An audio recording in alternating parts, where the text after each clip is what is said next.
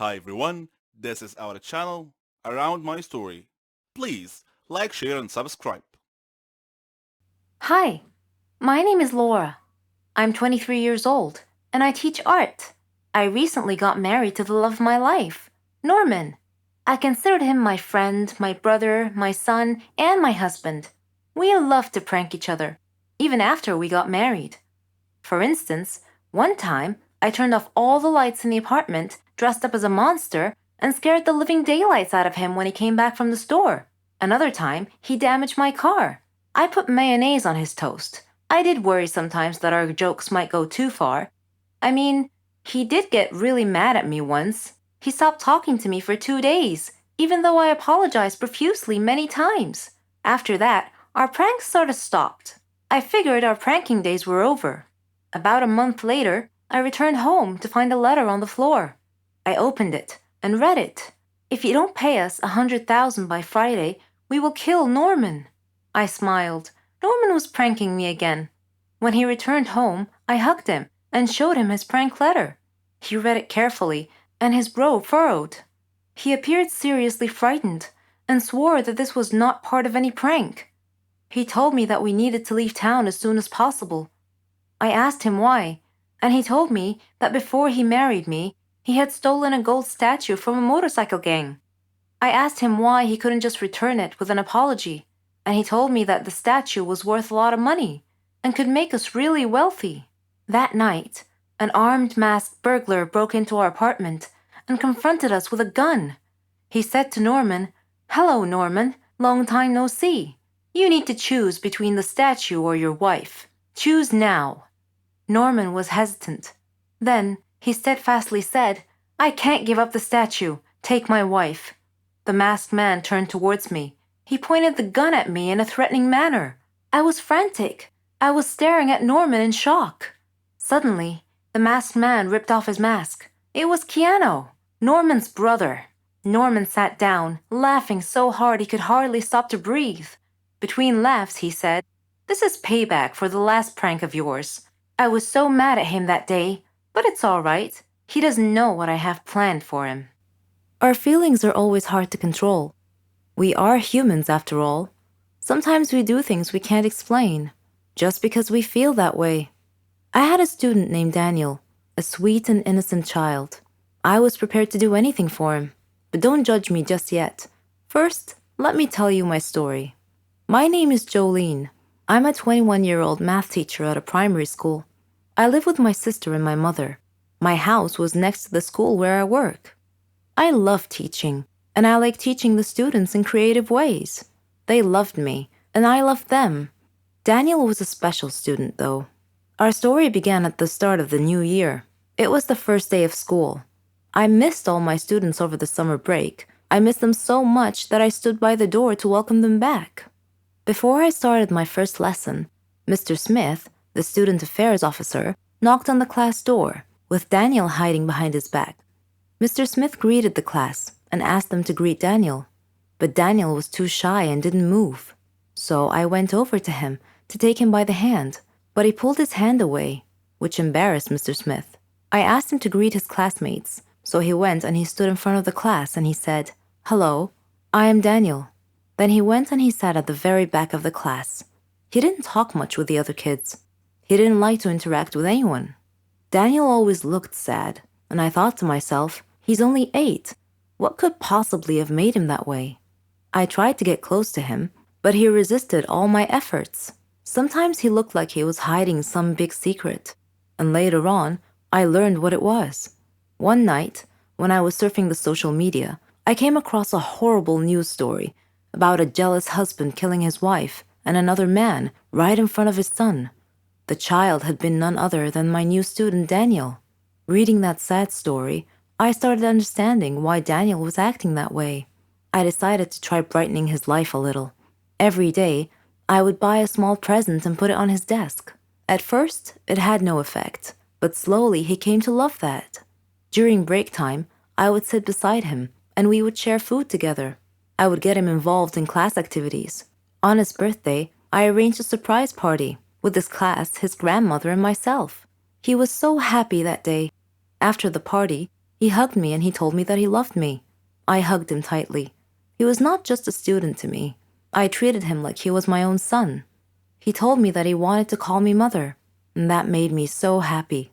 After his grandmother died, he came to live with me. We faced a lot of problems together, but I followed his success in life with pride. Daniel is all grown up now. He's graduating from the Faculty of Engineering. I am so proud of what he has made of himself. It all happened on my last holiday. It was a terrible experience. It was the worst holiday I have ever had. Me and my friend Renee, we decided to go to New Zealand. We were saving money for a very long time to go on this trip. It was our dream to go to the land of the Lord of the Rings. We had made reservations for flight at the end of July, and from that moment on, everything went wrong. It turned out that the flight was reserved for only one person, simply because a woman at the travel agency didn't understand us very well. I managed to reserve a flight, but a different one, so we couldn't go together. But I thought that it was not a big deal. My friend flew a few hours after me. I was going first. When I arrived at the airport, I was very happy because that meant that my holiday has just started and that nothing else could happen. And I was mistaken.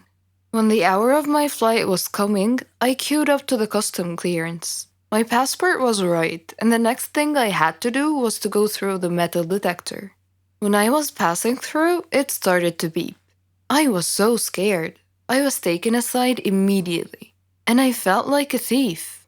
It was terrible. The custom officer had taken me to another room and she told me to undress.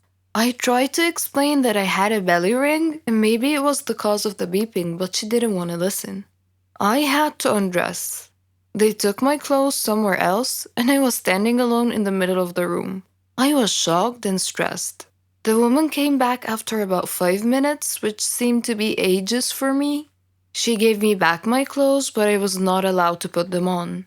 She checked me one more time with a small metal detector, which was obviously beeping in front of my belly ring. Of course, the custom officials went through all of my things, but they didn't find anything. I was late for my flight, so I had to wait for another one. My friend was supposed to meet me at the airport, and it was me who should be waiting for her.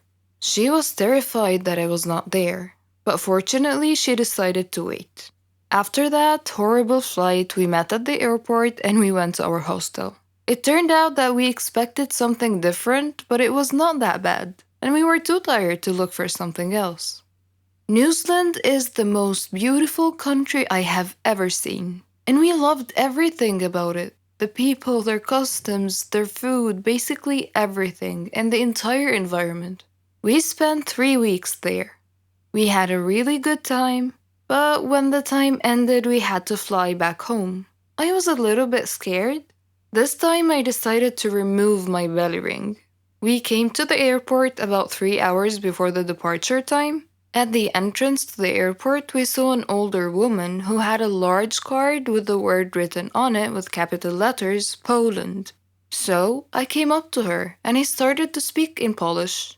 She smiled and we started to chat together. When we were just about to leave, she asked me if I could take a box of chocolates with me and give it to her son in Poland. He was supposed to meet me at the airport because she would phone him. And of course I agreed. And then it started again. At the custom clearance, everything was okay. I came through the metal detector and nothing happened. My passport was alright. I was almost free when the custom officer asked me about the chocolates. I said that it was given to me by the lady at the entrance and that her son is going to take it back at the airport in Poland.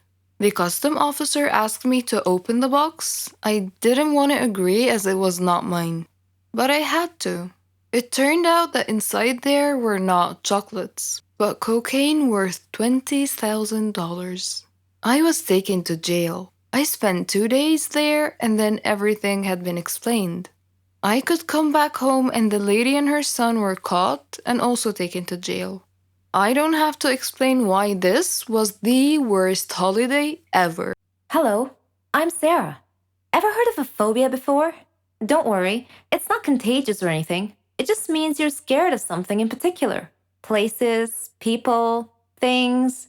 I have a phobia, but I don't like to talk about it, and I definitely don't want to be seen in that state. I was in my second year at college. I had been very busy that semester because we had a lot of assignments, and it was fine. I mean, I liked studying and completing tasks, but I was never a nerd or a geek. No. I like to dress nicely too. I have my own fashion and style. It wasn't easy making friends, though. There were two types of people at my school: smart nerds who couldn't care less how they dress, and complete airheads who dressed nice. I didn't fit in either one of those groups, so I basically kept to myself until one day I got assigned to do a task with a girl and a boy, Jane and Kyle. They didn't look nerdy at all, and I thought to myself, oh great, looks like I'll be doing all the work. But when we started talking about the project, they didn't just sit there or toss ridiculous retorts. All three of us were having an actual conversation about the topic. I was so thrilled. It finally seemed like I belonged somewhere. We became friends and did everything together. We could tell each other anything. Well, not everything. I had one secret from my friends. I never told them I had a phobia. Anyway, a year later, Jane moved to Germany with her parents. She was going to finish college there. So it was just Kyle and I now. All through college, we were the best of friends. We even did our graduation project together. On graduation day,